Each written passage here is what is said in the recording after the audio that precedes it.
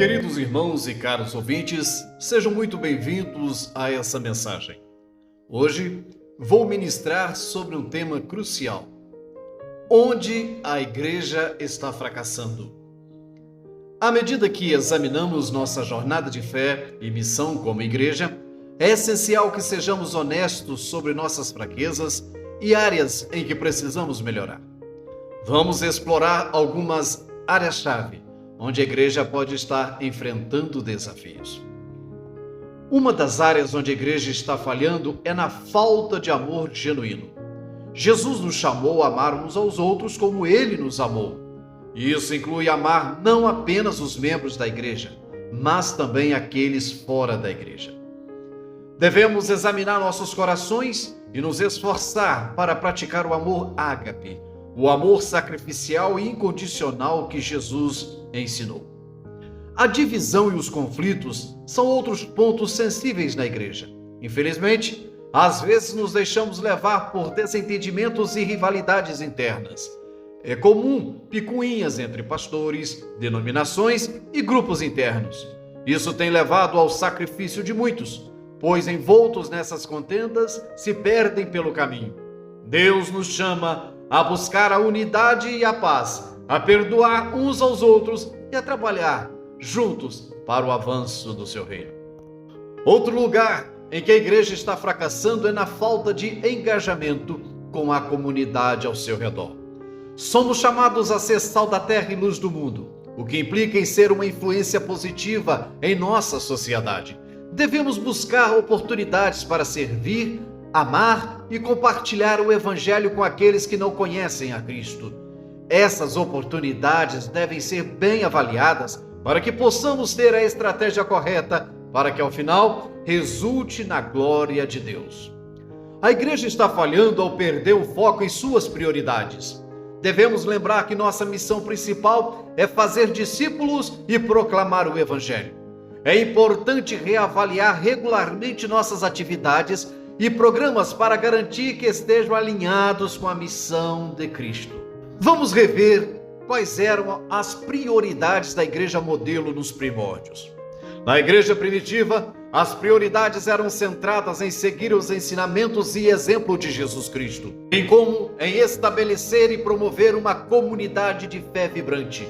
As principais prioridades da igreja primitiva incluíam: primeiro, adoração e louvor a Deus. A adoração era uma prioridade central. Os primeiros cristãos se reuniam regularmente para adorar a Deus através da oração, do louvor, da adoração em espírito e verdade e da celebração da ceia do Senhor. Segundo, ensino e pregação da palavra de Deus. Os apóstolos e líderes da igreja primitiva se esforçavam para ensinar e pregar a palavra de Deus. Eles compartilhavam os ensinamentos de Jesus e os princípios da fé cristã com os membros da comunidade e com aqueles que estavam interessados em conhecer a mensagem de Cristo. Terceiro, comunhão e vida em comunidade. A comunhão e o compartilhamento de vida eram fundamentais. Os crentes se reuniam para compartilhar suas necessidades materiais e espirituais, fortalecendo os laços de amor e solidariedade. Quarto, evangelização e expansão do Evangelho. A igreja primitiva tinha um forte desejo de compartilhar o Evangelho de Jesus Cristo com outras pessoas.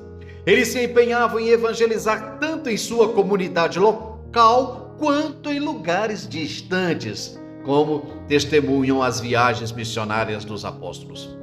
Quinto, serviço aos necessitados. A igreja primitiva tinha uma preocupação profunda pelos pobres, órfãos, viúvas e necessitados.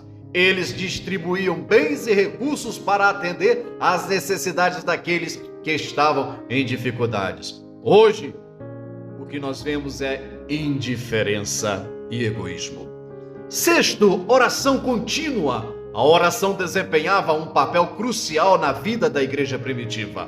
Eles oravam constantemente por orientação, fortalecimento e pelas necessidades uns dos outros. Sétimo, a unidade e comunhão fraternal. A busca pela unidade e pela paz era essencial. Os cristãos eram encorajados a viver em harmonia e resolver conflitos de maneira pacífica. Oitavo, batismo e discipulado. O batismo era uma parte importante do processo de se tornar um seguidor de Jesus. E o discipulado era uma prática contínua de ensinar e equipar os novos crentes. E nono, perseverança na fé. Os primeiros cristãos enfrentaram perseguição e desafios. E uma prioridade era perseverar na fé, mesmo diante de adversidades. Essas prioridades refletiam o compromisso da igreja primitiva em viver de acordo com os ensinamentos de Jesus Cristo, compartilhando o evangelho e cuidando uns dos outros em uma comunidade de amor e serviço mútuo. Essas prioridades deveriam ser a marca da igreja odierna. São valores relevantes e inegociáveis. Queridos irmãos e amados ouvintes, a igreja está falhando quando se trata de compromisso com a santificação. Deus nos chama a crescer em santidade e refletir sua imagem. Devemos ser intencionais em nossa busca por uma vida de retidão e pureza, buscando constantemente a transformação pelo Espírito Santo. Precisamos de uma reforma urgente de nossas metas.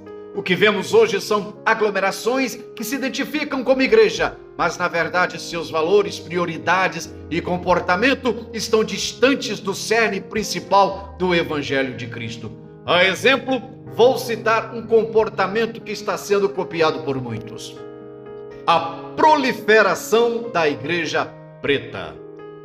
Quais seriam as desculpas de alguns pseudo-pastores para a igreja preta?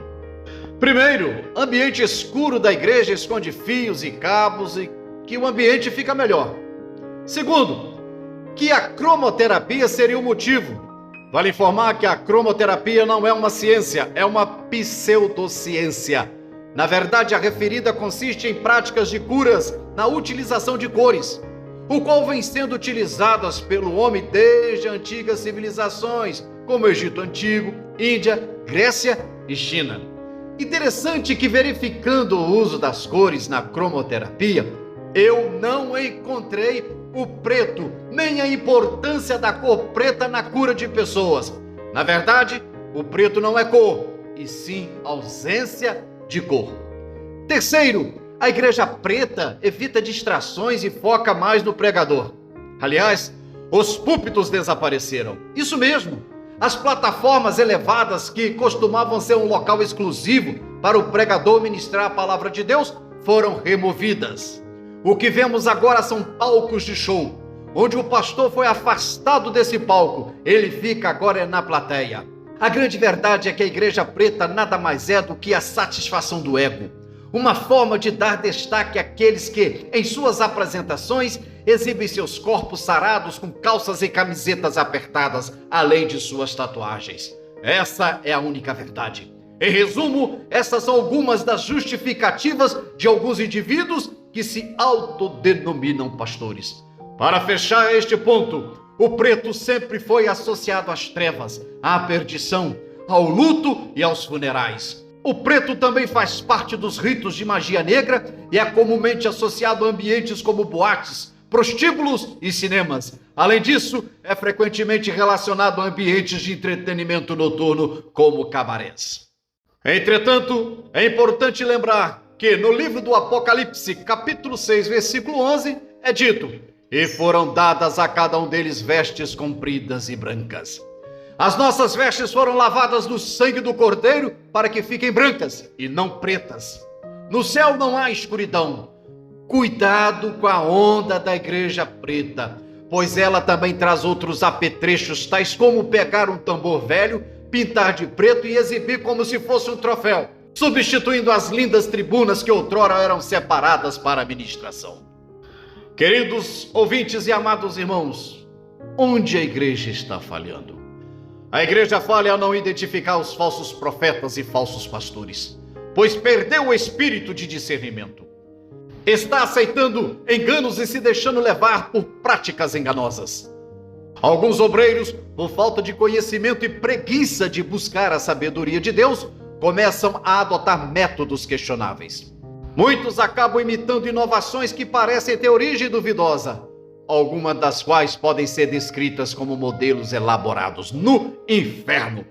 Posso afirmar com convicção que tenho visto igrejas sérias e historicamente comprometidas com a luta contra práticas mundanas. No entanto, hoje em dia, algumas delas estão se rendendo à moda e às inovações questionáveis.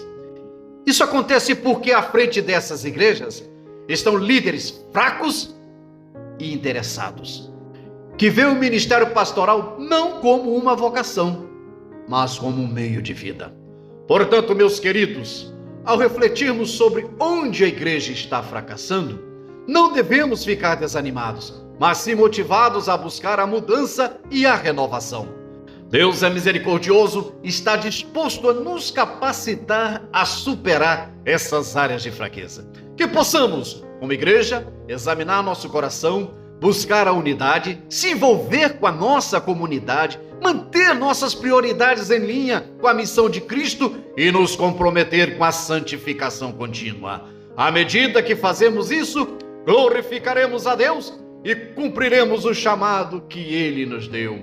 Que a graça e a misericórdia de Deus nos guiem enquanto buscamos ser uma igreja mais fiel e eficaz em seu serviço. Pensem nisso.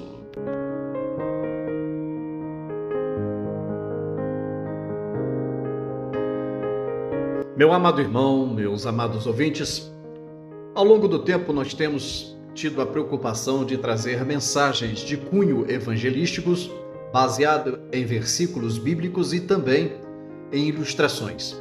Se você, ao ouvir essa mensagem, sentir tocado, gostou, achou que ela é proveitosa para evangelizar ou para poder ajudar um amigo, um irmão em Cristo, faça o seguinte: compartilhe, dê um joinha, faça a sua inscrição e envie para o seu irmão.